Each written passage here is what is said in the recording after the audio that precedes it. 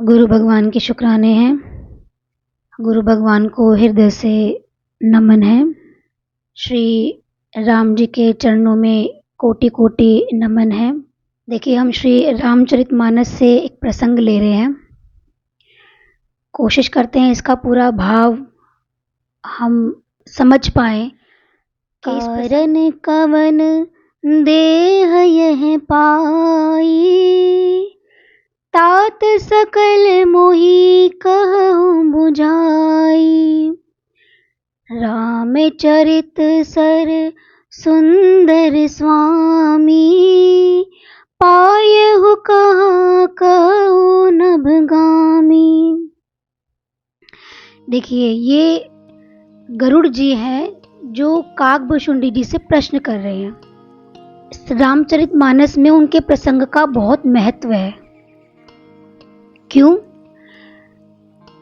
क्योंकि वो एक ऐसे पक्षी रहे हैं, गुरु निंदा के कारण उनको जन्म पे जन्म लेने पड़े। अब देखिए, भक्ति उनके जीवन में थी, लेकिन गुरु द्रोह हो गया।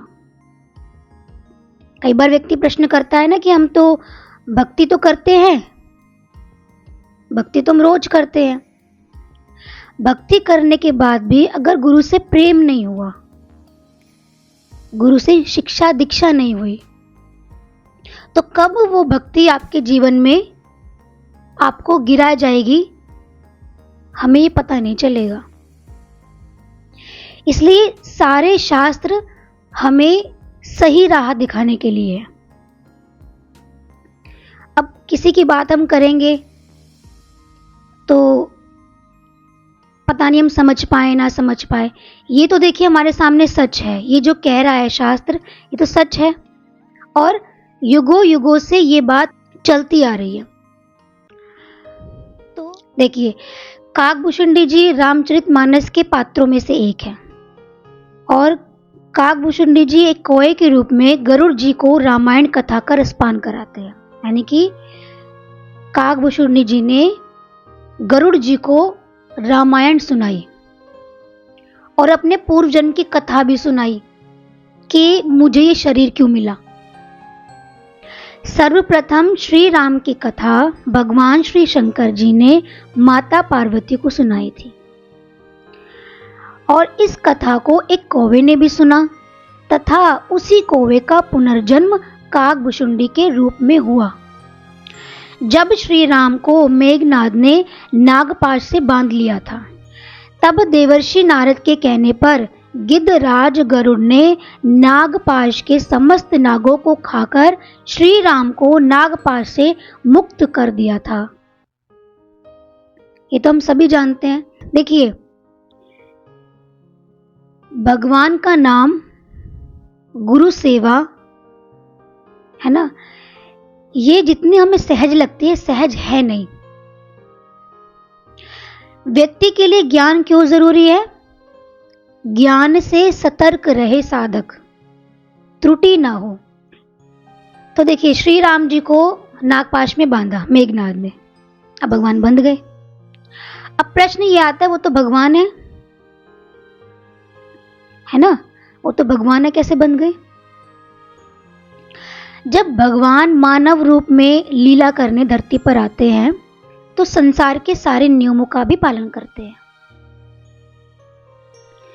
तो भगवान राम के इस तरह नागपाश में बंधे जाने पर श्री राम के भगवान होने पर गरुड़ जी को संदेह हो गया।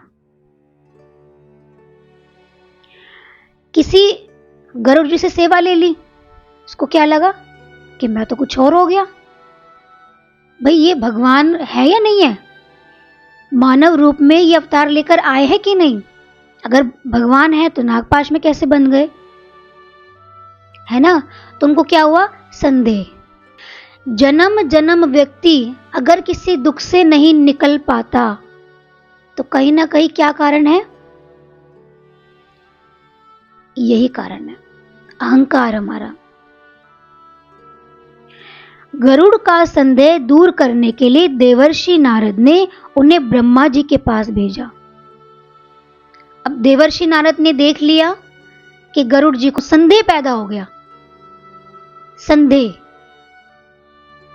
जैसे इंद्र को हुआ था, ब्रह्मा जी को हुआ था कि भगवान कृष्ण भगवान है या नहीं है।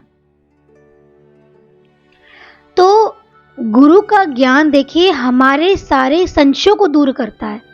भगवान तो जीवन में बाद में प्रकट होंगे, पहले गुरु के प्रति हमारी आस्था तो हो जाए। और ब्रह्मा जी ने उन्हें शंकर जी के पास भेज दिया। भगवान शंकर ने भी गरुड़ को उनका संदेह मिटाने के लिए कागभुषुंडी जी के पास भेजा। कहते हैं इसका संदेह तब दूर होगा कि ऐसे व्यक्ति के पास इसको भेजा जाए जो खुद इस सिचुएशन से निकला हुआ हो। उसके अनुभव से जो समझा मतलब समझ में आएगा वो शायद मेरे कहने से समझ में ना आए। मतलब मुझे आज ये बात फील होती है कि गुरु का होना एक साधक के जीवन में कितना जरूरी है। और आजकल के समय में सच्चा गुरु मिलना बहुत मुश्किल है। यानी कि गुरु हमारे जीवन में वैसा काम करते हैं जैसा एक बच्चे के जीवन में एक मां का स्थान होता है, वो फ्री रहता है। ऐसे साधक के जीवन में जब गुरु होते हैं तो साधक भी फ्री रहता है। बड़े अभागे हैं वो लोग जिनके जीवन में गुरु नहीं होते, और बड़े अभागे हैं वो लोग जो गुरु से दूर हो जाते हैं। मतलब आज तो संसार में किसी भी चीज का त्याग कर कर अगर मुझे गुरु का रास्ता मिले ना तो हमें उस रास्ते को अपनाना चाहिए। नाथ सुना मैं अस शिव पाही, महाप्रलय हो नास तब नाही। मुधा बचन नहीं ईश्वर कही, सो मोरे मन संशय अहि। गरुड़ जी कहते हैं कि संसार में सब कुछ काल के गाल में जाने वाला है। आपने ऐसा कौन सा ज्ञान प्राप्त किया है, कौन सा अमृत है आपके पास कि आपको काल नहीं व्याप्तता। कुछ तो है आपके अंदर जो महादेव जी ने मुझे आपके पास भेजा है।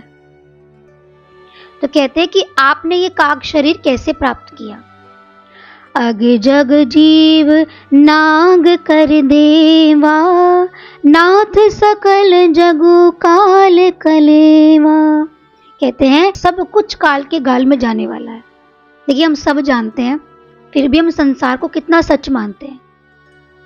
और ये तो देखिए गरुड़ जी हैं, ये पूछ रहे हैं, तो व्यक्ति का प्रश्न ही नहीं होता पूछने का कि ये सारी दुनिया जा रही है, एक एक करके व्यक्ति जा रहा है, ये मृत्यु के बाद जाएंगे कहाँ। ये संसार में सब कुछ मेरा चला गया, मेरी उम्र में परिवर्तन आ गया, मेरे जीवन में परिवर्तन आ गया, तो जीवन का सार क्या है, सच क्या है। तुम ही न व्यापत काल, अति कराल कारण कवन। मोहि सुकहु कृपाल, ज्ञान प्रभाव की जोग बल। कहते हैं तुम्हें ये काल नहीं व्यापता, इसका क्या कारण है। तो कहते हैं मोहि सुकहु कृपाल, ज्ञान प्रभाव की जोग बल, कि ये किसी ज्ञान का प्रभाव है क्या, कि क्या कारण है। प्रभु तव आश्रम आए, मोर मोह ब्रह्म भाग। कारण कवन सोनाथ, सब कहे सहित अनुराग। तो देखिए गरुड़ जी कहते हैं कि मैंने एक विचित्र बात यहाँ देखी है कि जैसे ही मैं इस आश्रम में आया तो मेरा सारा मोह भंग हो गया। इसे मुझे इसका कारण बताइए। कई बार हम दुखी से होते हैं और जैसे ही गुरु दरबार पर हमारी एंट्री होती है कहते हैं सारा जो दुख है मेरा पता नहीं कहाँ चला गया, कहाँ लुप्त हो गया। तो ये तो उस ओरे का, ये तो गुरु भक्ति का प्रभाव है, भक्ति का प्रभाव है।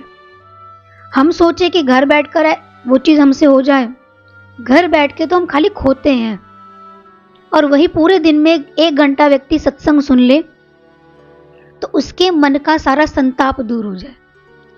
गरुड़ गिरा सुनी हर्षे कागा, बोले उमा परम अनुरागा। कहते गरुड़ जी को ये सुनकर बड़ा ही हर्ष हुआ धन्य धन्य तव मति उर्गारी, प्रश्न तुम्हारी मोहि अति प्यारी। कहते मैं तो आज धन्य हो गया कि मुझसे तुमने प्रश्न कर लिया। कहते यहाँ पे आश्रम में सब आते हैं, भजन कीर्तन करते हैं, अपने भगवान के ध्यान में लीन रहते हैं, लेकिन तुमने आज मुझसे प्रश्न करके मुझे अपने गुरु की याद दिला दी। तो वो बड़े खुश हो रहे हैं। गुरु खुश कब होते हैं? खुश कब होते हैं गुरु?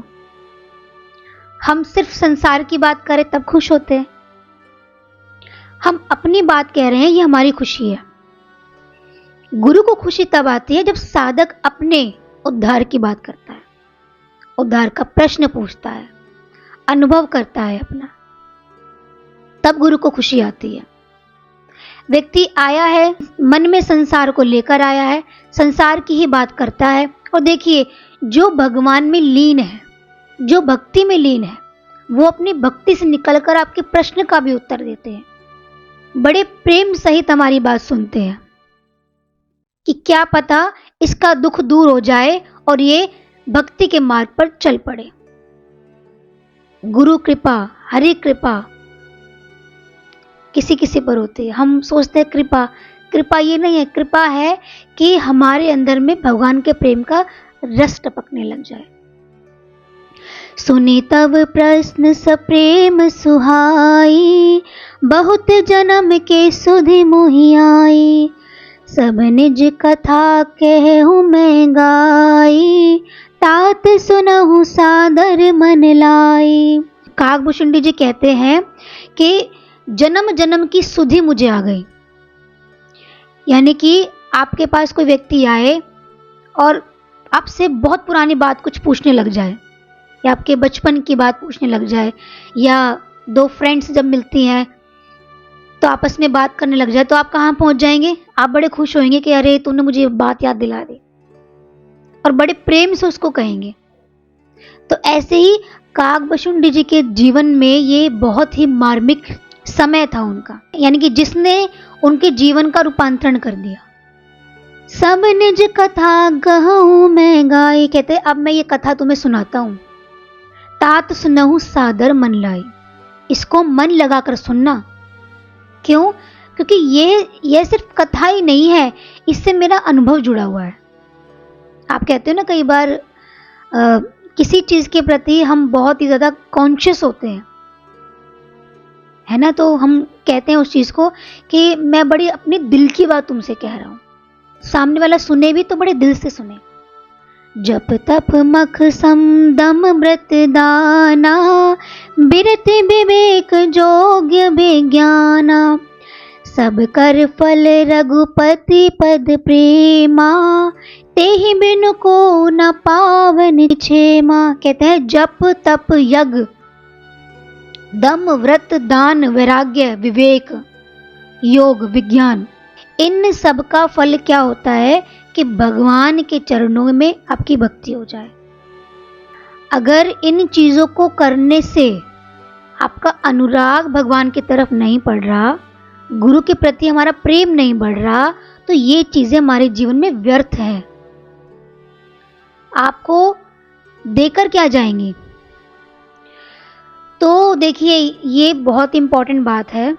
हम जो भक्ति करते हैं तब करते हैं, ये जो पूजा पाठ है, इन सब का एक ही ध्येय होता है, भगवान के चरणों में भक्ति। और भगवान के चरणों में हमारा अनुराग हो जाए, उसके लिए गुरु चाहिए। बिना गुरु की कृपा के अनुराग नहीं हो सकता। अब भक्ति कर लेंगे, तप कर लेंगे, दान कर लेंगे, यज्ञ कर लेंगे, लेकिन उनसे आपका अहंकार बढ़ेगा, प्रेम पैदा नहीं होगा।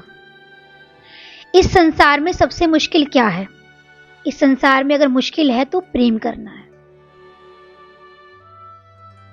प्रेम मुश्किल है। गुस्सा करना आसान है, झट से आ जाता है।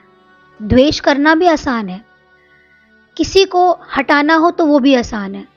आपको किससे नफरत करनी हो तो वो भी आसान है। प्रेम करना मुश्किल है। व्यक्ति रिश्ते नातों में, संसार में द्वेष करके अलग हो जाता है। अलग तो हो ही गया ना, तो कैंची लगी और दो टुकड़े हो गए। रिश्तों के लगा लो, नातों के लगा लो, प्रेम के लगा लो, लेकिन उसको दोबारा जोड़ना कितना मुश्किल है, उसमें प्रेम पैदा करना कितना मुश्किल है। गुरु हमसे कहें कि ठीक है आपको ये नहीं करना, आपके द्वेष के मुताबिक आपको वो बात सहज लगेगी, लेकिन उसके विपरीत गुरु कहें आपको वहां प्रेम करना है, वो चीज हमें कितनी मुश्किल लगेगी कि हमारा मन नहीं मानेगा, क्योंकि उस चीज के प्रति हमारा अथाह द्वेष है। तो द्वेष का बीज मन में पैदा होना बहुत इजी है, लेकिन सामने वाले के प्रति प्रेम को बनाए रखना ये बहुत मुश्किल है। भगवान का एक गुण क्या है? भगवान का गुण क्या है? वो प्रेमी है। और गुरु का गुण क्या है? वो दातार है। वो सबकी गलतियों को माफ करके सबको एक भगवान की राह पर ले जाना चाहते हैं। और अगर हमारे जीवन में वो गुण नहीं है तो फिर कैसी भक्ति, कैसी भक्ति?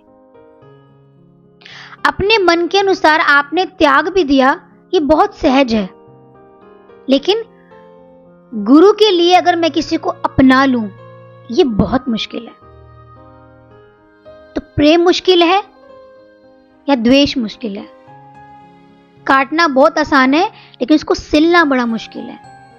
आप गिर गए, आपको चोट लग गई और कहते हैं ना स्किन पे कट लग गया, झटके से लगा, अब सिलना कितना मुश्किल है, कितना दर्द होता है। ऐसे व्यक्ति के मन में कितना दर्द होता है कि प्रेम नहीं करूंगा। देखिए, जब तक राग द्वेष अंदर से नहीं निकलते तो भगवान प्रकट नहीं होते, और हम गुरु के पास आते हैं, कहते राग द्वेष सारे मेरे अंदर भरे रहे और मुझे भक्ति मिल जाए, भगवान के दर्शन हो जाए। कहां से होंगे भाई? इस मलिन अंतःकरण में कोई भगवान विराजते हैं?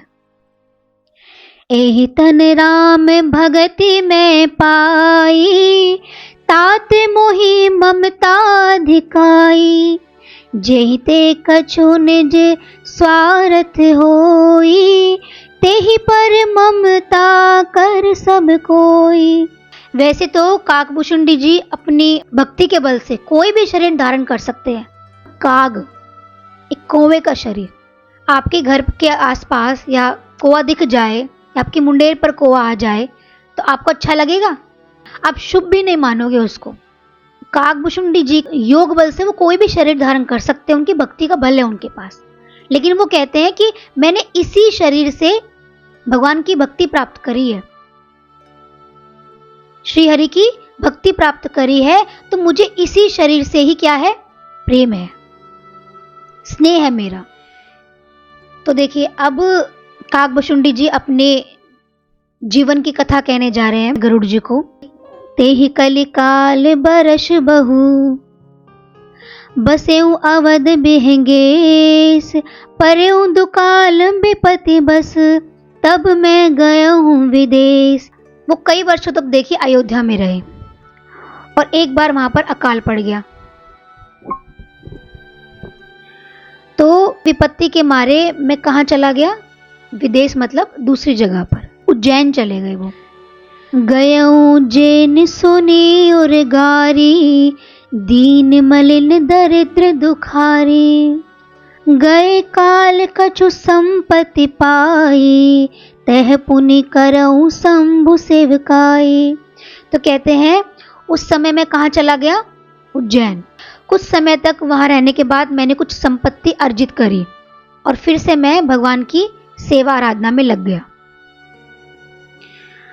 विप्र एक वैदिक शिव पूजा, करे सदा तेहु काज न दूजा, परम साधु परमाथक बिंदक, सबु उपासक नहीं हरि निंदक। तो कहते हैं वहां पर मुझे एक विप्र मिला, यानी कि एक ब्राह्मण मिले, और वो ब्राह्मण कैसे थे कि भगवान की पूजा के अलावा उनको कुछ काम नहीं था, मतलब वो पूरा दिन भगवान की तरफ ध्यान करते थे, अर्चना करते थे, श्री हरि की भक्ति किया करते थे। जो सिर्फ भक्ति में लगा हो वो परम साधु है।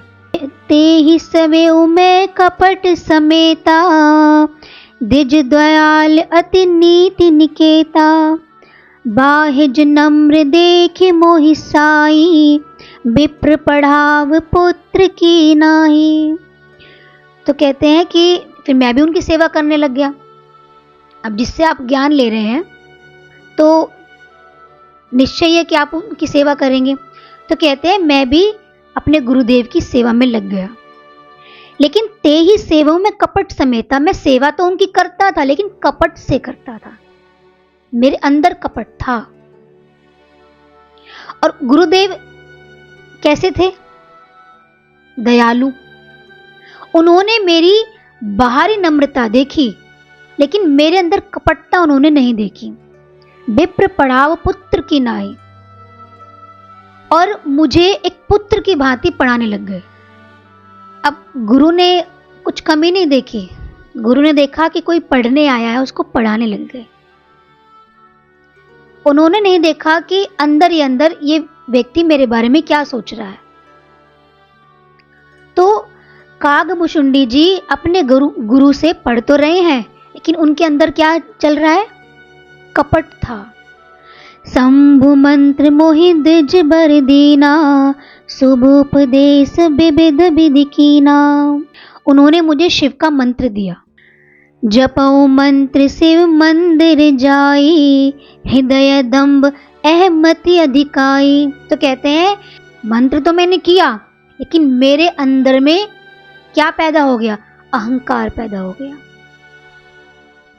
मंत्र तो मैं करता रहा लेकिन अंदर ही अंदर मेरे अंदर में अहंकार पनपने लग गया। मैं खलमल संकुल मति, नीच जाति बस मोह, हरि जन द्विज देखे जरऊ, करऊ विष्णु कर द्रोह। ते मेरी बुद्धि मलिन, पापी, मतलब मैं इतना कपटी था कि हरि की भक्ति करने वालों से मैं द्वेष करता था, उनका द्रोह भी करता था क्योंकि उसको शिव भक्ति का अहंकार था।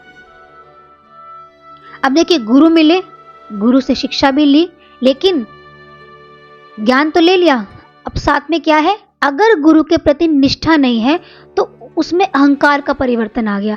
अहंकार इतना सूक्ष्म होता है कि देखिए वो व्यक्ति को दिखाई नहीं देता, और सारे इस मन के द्वारा की जाने वाली लीला जो है वो सब अहंकार के अंडर आती है। और देखिए गुरु कैसे हैं? प्रेमी, दयालु, उनका स्वभाव था।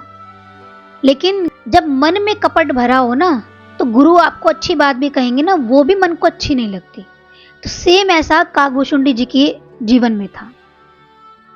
गुरु उनको कुछ भी अच्छी बात कहते लेकिन उनको अंदर में अच्छी नहीं लगती थी, और बाहर से वो क्या शो करते थे कि मैं कितनी गुरु सेवा करता हूं। गुरु नित मोहि प्रबोध दुखित, देखी आचरण मम, मोहि उपजई अति क्रोध, दम्भ ही नीति की भवाई। कहते हैं गुरु मेरे इस आचरण को देखकर बहुत दुखी थे, क्योंकि वो जानते थे कि ये अपने लिए कितने गड्ढे बनाता जा रहा है। अरे भक्ति तो भगवान के चरणों में ले जाने वाली है। गुरु में क्या सिखाते हैं? भगवान से प्रेम करना। गुरु का काम क्या है?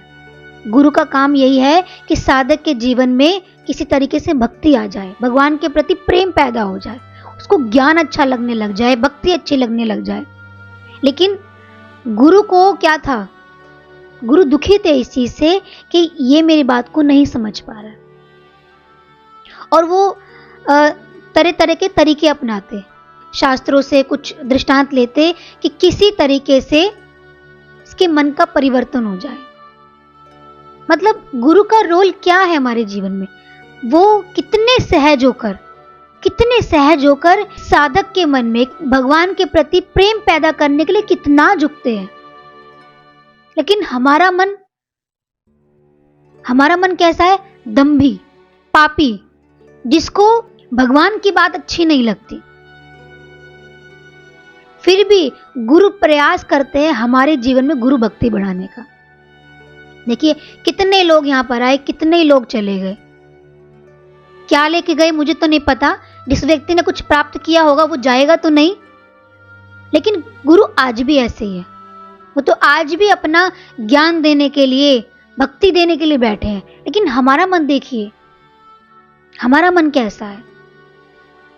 हम किसी को एक बात अच्छी बताकर राजी नहीं है, या हमारे मुंह से निकलती नहीं है। तो बिना गुरु की कृपा के व्यक्ति भगवान का नाम निकाल ही नहीं सकता। गुरु प्रेम, तो कहते हैं कि वो मुझे भगवान की बात बताते और मैं अंदर से जलता, मैं अंदर से अहंकार की आग में, क्रोध की आग में जलता। दंभी को कभी नीति अच्छी नहीं लगती।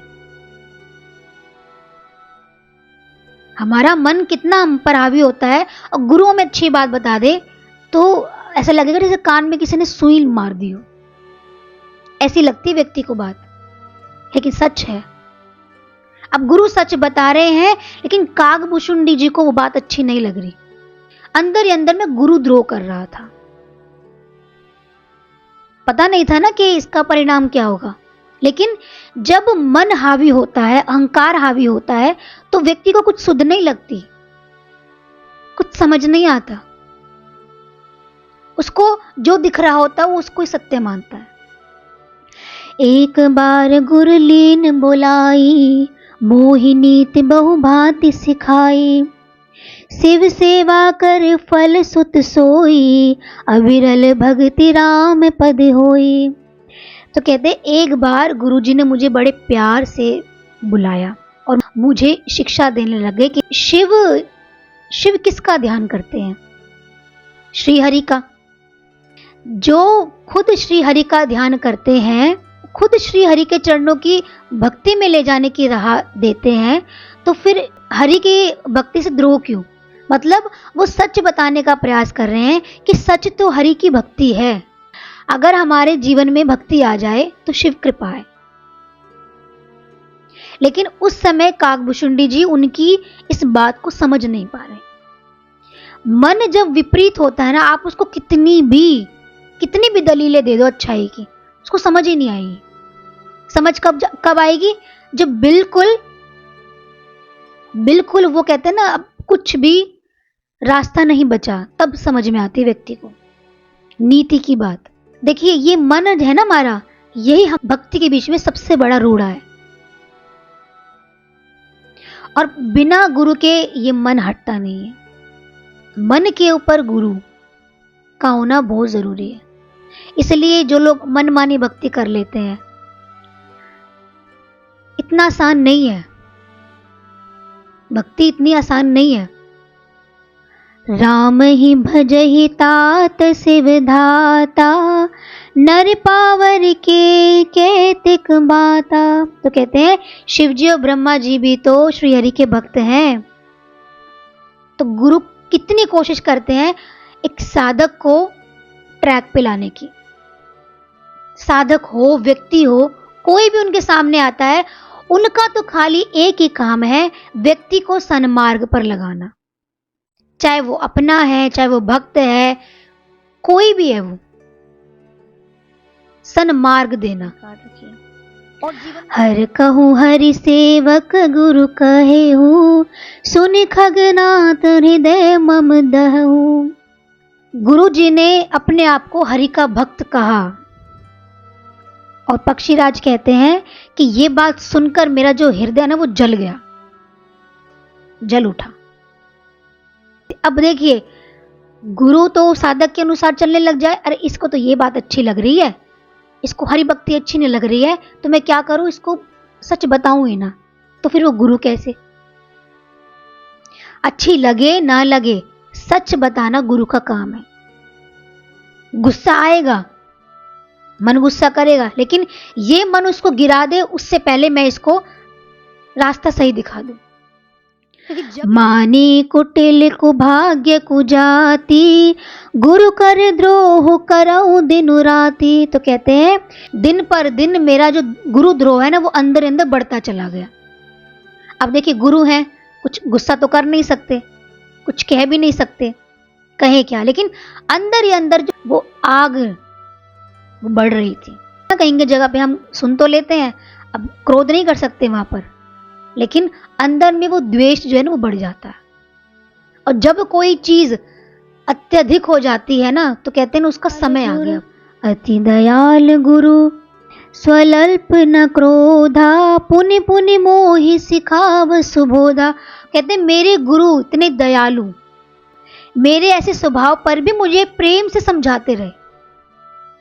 पुनि पुनि मोहि सिखाव सुबोधा, बार बार मुझे जो है समझाते रहे।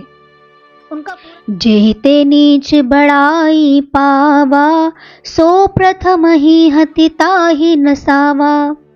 ये तो वही काम होगा कि जो व्यक्ति जिससे सब कुछ प्राप्त करता है और समय आने पर उसी को गिराता है। जिस थाली में खाए उसी थाली में छेद कर दे। गुरु से सब कुछ मिला, ज्ञान मिला, शिक्षा मिली, दीक्षा मिली, प्रेम मिला, दुख में प्रेम भरा हाथ मिला। और जब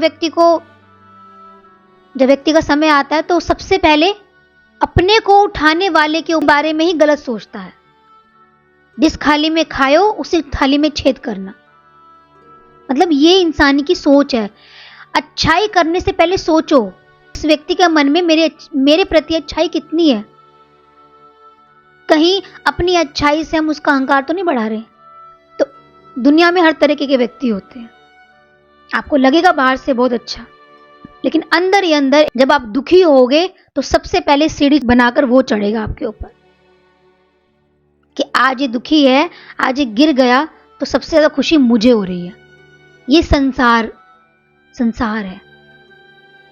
और लगेगा कि जैसे वो व्यक्ति आपके दुख में आपका हाथ पकड़ने के लिए खड़ा है, लेकिन नहीं, वो सीढ़ी बना के खड़ा है गिराने के लिए।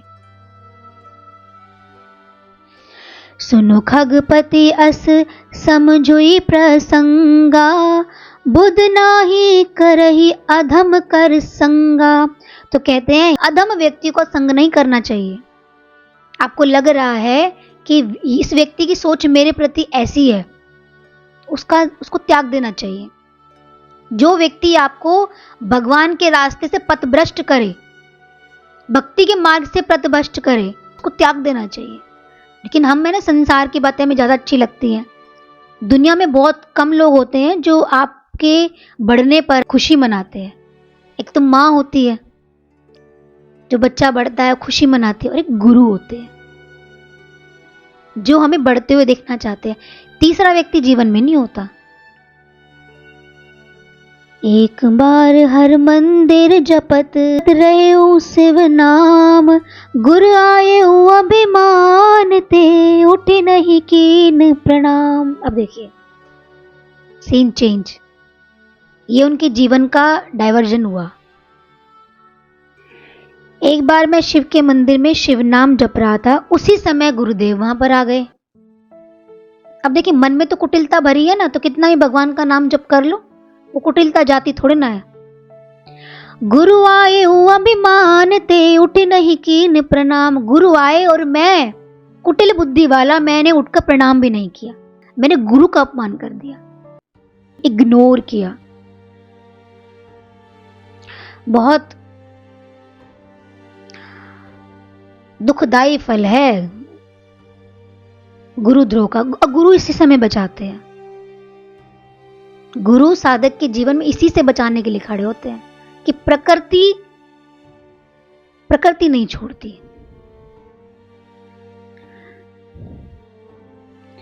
सो दयाल नहीं कयो कछु उर न रोष लवलेश। यानी कि गुरुदेव के बारे में कह रहे हैं कि उनका हृदय ऐसा दयालु था कि उनको कुछ नहीं लगा कि उस साधक की मूढ़ता पर भी उनका कोई रिएक्ट नहीं हुआ।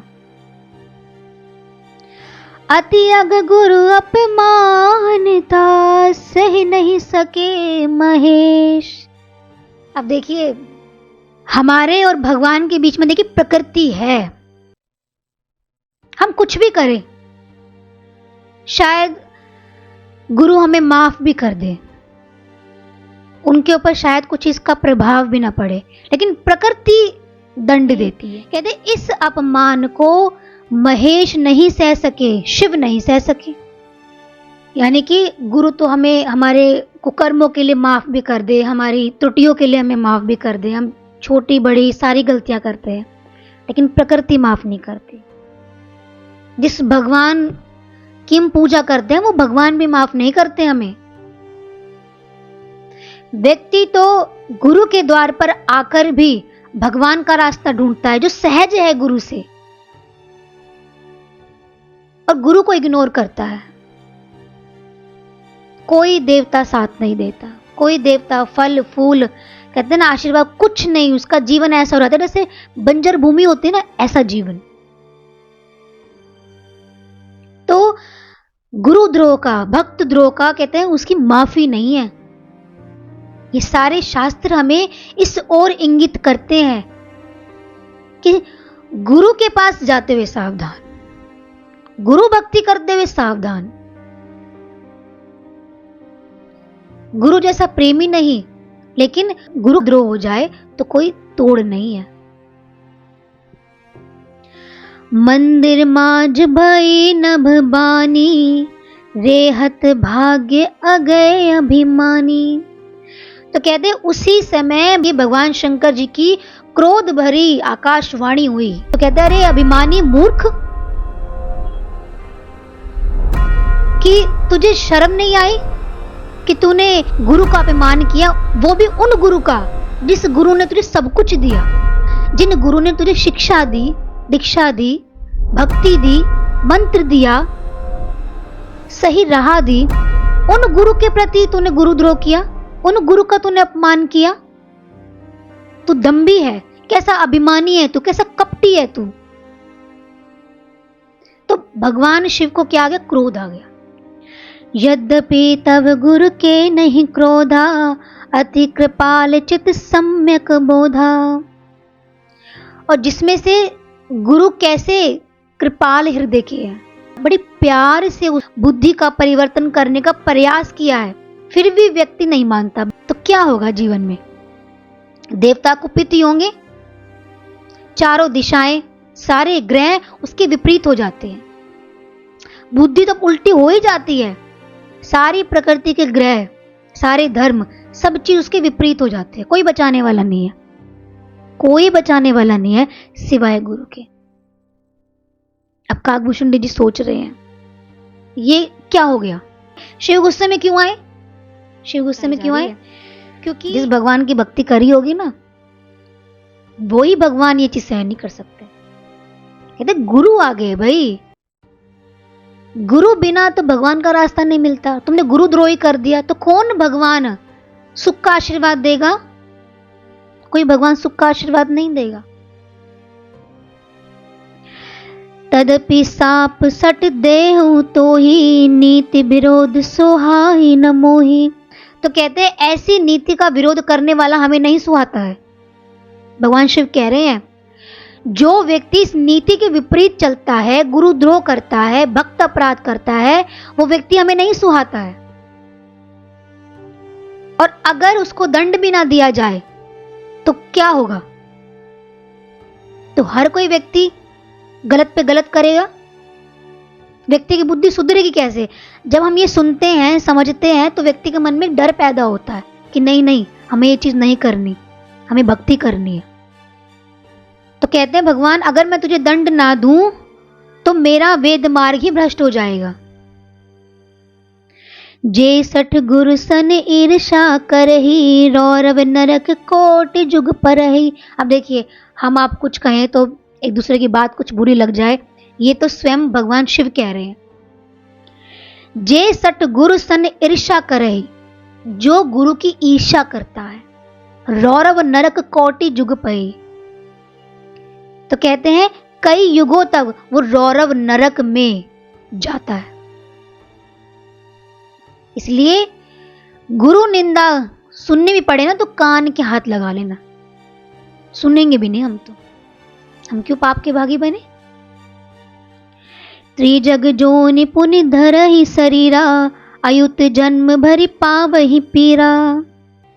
और फिर कई जन्मों तक उसको मानव जन्म नहीं मिलता है, कितनी पीड़ा को सहन करना पड़ता है, दुख पाते हैं। अब व्यक्ति की आंख खुल जानी चाहिए कि शास्त्र कितना अच्छा मार्ग दिखाते हैं हमें। बैठे रहे सी अजगर इव पापी, तू अजगर सा बैठा रहा, हे पापी, अजगर की भांति बैठा रहा। गुरु आए और तू बैठा रहा। सर्प होई खल मल मति व्यापी, जा तू सर्प हो जा। भगवान ने श्राप दे दिया कि जा मैं तुझे श्राप देता हूं, तू सर्प योनि में चला जा। महाबिटप कोटर महु जागी, और किसी कोटर में जाके बैठ जाना।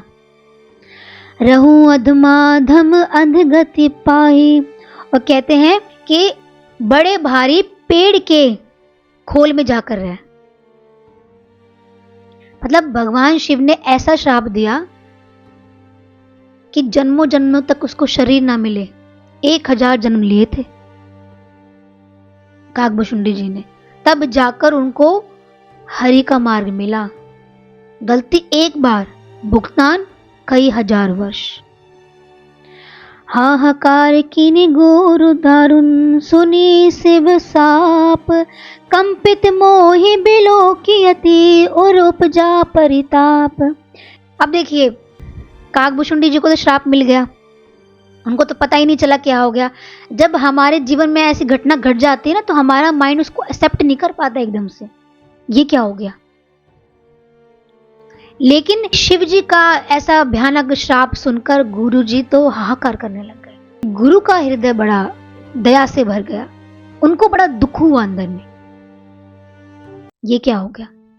और काकभुशुंडी जी को कंपित देखकर गुरु जी को बहुत संताप हुआ, बहुत दुख हुआ। करि दंडवत सब प्रेम द्विज, शिव सन्मुख कर जोरी, विनय करत गद गद स्वर, समुझै घोर गति मोरी। तो कहते हैं गुरुदेव शिव जी के सामने हाथ जोड़कर खड़े हो गए। जैसे कहते हैं ना, बच्चे को कुछ हो जाए तो माँ को कितना दुख होता है, माँ भागती है एकदम से, क्या हो गया। ऐसे ही जब साधक के जीवन में कोई दुख आता है, परेशानी आती है, तो सबसे पहले गुरु को संताप होता है। और भगवान शिव के सामने विनय करने लग गए। अब किसके लिए विनय करने लग गए? कि श्राप मुक्त हो जाए, क्योंकि ऐसी अवस्था में वो अपने शिष्य को नहीं देख सकते थे। जिन गुरु ने अपने ज्ञान से, अपने प्रेम से, शिक्षा से, दीक्षा से एक साधक के मन को सींचा हो, तब माया बस जीव जड़, संतत फिरई भुलान, तेहि पर क्रोध न करिए प्रभु, कृपा सुंद भगवान। तो पहले क्या वर मांगा कि आप मुझे अपने चरणों की भक्ति दीजिए।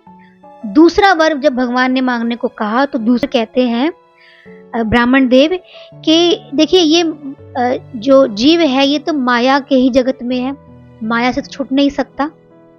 तो माया का प्रभाव है जीव पर, आपका क्रोध का पात्र बना, तो आप काकभुशुंडी को जो है श्राप मुक्त कर दीजिए। दूसरा वर ब्राह्मण देव ने भगवान शिव से ये मांगा। अगर काकभुशुंडी जी ये बात कहे मुझे भगवान श्राप मुक्त कर दीजिए, तो भगवान करते? क्या कहते हैं? और जिसके जीवन में गुरु है, कहते कुछ भी उसके जीवन में घट जाए फिर भी उसको रास्ता मिल जाता है।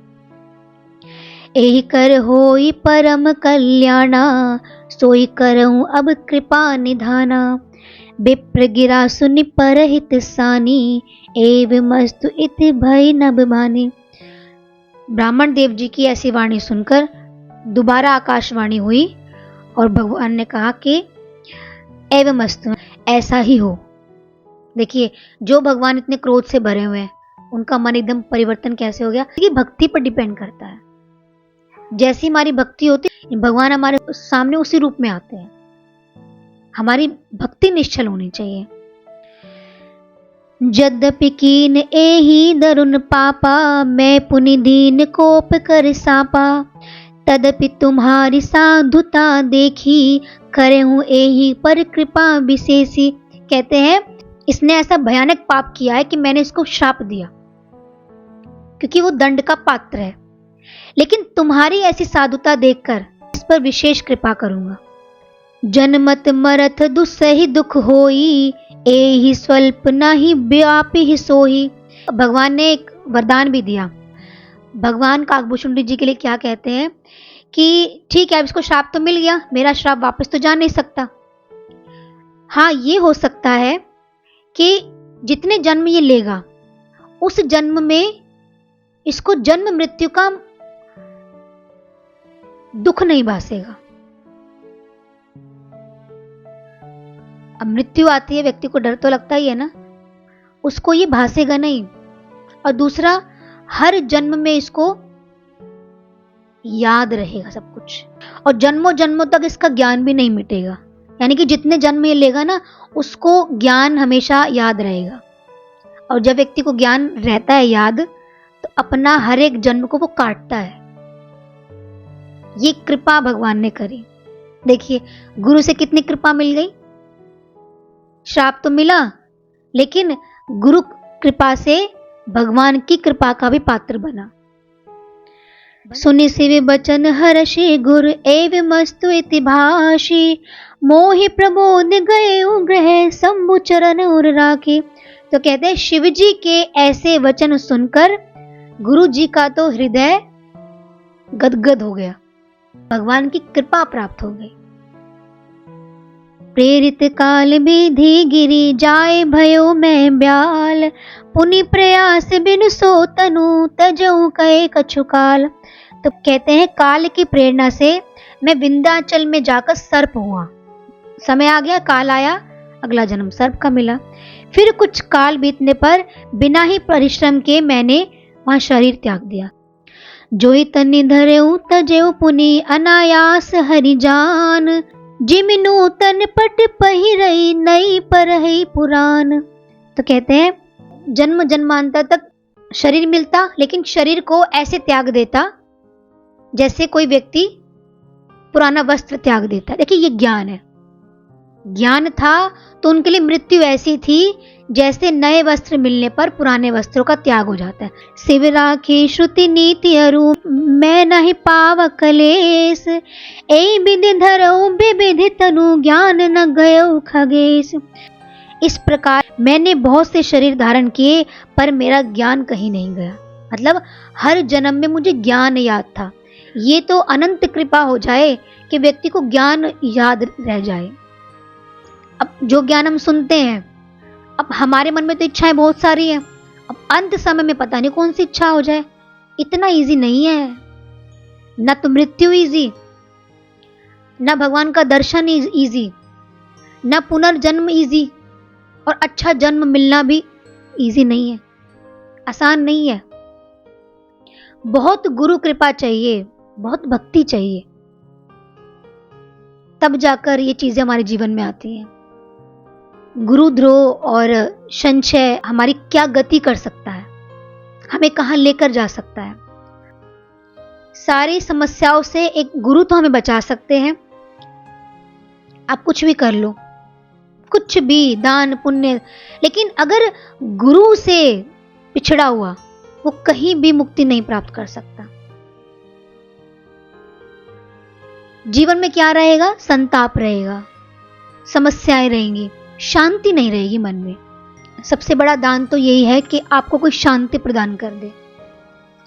हमने संसार में इतना सब कुछ भोगा, व्यक्ति संसार में भोगता ही है, लेकिन उसको सुख तो नहीं मिलता। सच्चा सुख तभी मिलता है जब हमारे जीवन में गुरु के अनुसार भक्ति आती है। संसार डेवलपमेंट पर है, लेकिन शास्त्रों के नियम कभी चेंज नहीं होते। ये बात हमें याद में रखनी चाहिए। हम अपने मन के अनुसार चल सकते हैं, हम आज कलयुग के अनुसार चल सकते हैं, लेकिन शास्त्र में जो बात निहित है, शास्त्र अनुसार जो बात कही गई है, वो नियम, वो चीजें किसी के लिए भी चेंज नहीं हो सकती। उसका प्रभाव हमारे जीवन में वैसा ही पड़ेगा। इसलिए मांगो तो भगवान से यही मांगना कि भगवान मुझे गुरु चरणों की भक्ति मिले, गुरु से अनुराग मिले। और गुरु क्या करते हैं? गुरु हमारा भगवान से अनुराग कराते हैं कि ये जीवन हमें भगवान के लिए मिला है, तो हमारा प्रेम जो है वो भगवान से हो। तो इसलिए इस कनेक्शन के बीच में गुरु का होना हमारे लिए कितना जरूरी है।